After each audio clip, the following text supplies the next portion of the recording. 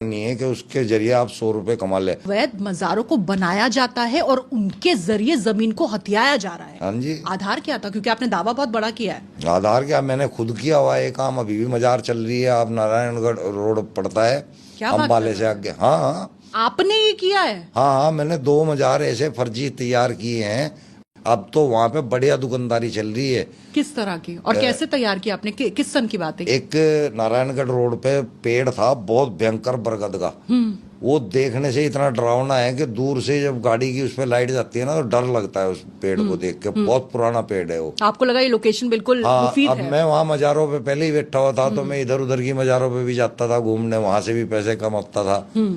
तो मैं और मेरा एक चेला है राजा, वो खेलन का ही है।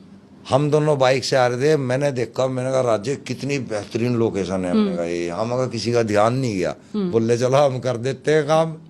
हमने वहां पे जो चुन्नियां बांधी, अपने पीर से चुन्नियां उठा के लाए हरी नीली, और पेड़ के पर इतनी चुन्नियां बांध दी बहुत दूर दूर तक। ठीक है। और फिर नीचे जो है गल्ला बना दिया और एक ईंटों का ऐसे बना के वो वहाँ छोड़ दिया हमने। अब उसमें गले में हमने आगे देखा तो आहिस्ता आहिस्ता वहाँ आसपास पैसे मिलने शुरू हो गए हमारे को।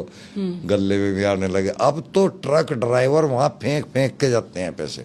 यानी कि आपने रोजगार का एक साधन हाँ, तैयार किया मैंने अपने लिए था। इसका क्रेडिट आपको देना चाहिए। हाँ। लेकिन ये जो आप स्कैम का हवाला दे रहे, देखिए ये पूरा भारत पूछेगा इस वक्त कि ये बहुत बड़ा स्कैम है जिसकी तरफ आप इशारा कर रहे हैं। तो क्या वाकई ऐसा हो रहा है? अब मैंने सिर्फ किया है आपने तो ऐसे ऐसा किया? और भी कर रहे हैं और ये सब ऐसे ही हो रहा है। आधार क्या है? क्योंकि आपने फिर ये भी कहा था कि आप कौन ये से बताओ, ऐसे आप पीर ये बाबा बताओ। हैं जो रेलवे ट्रैक पर वही जाकर। कहना चाह रहा हूँ मैं। खतना मोहम्मद साहब की तो नहीं हुई थी।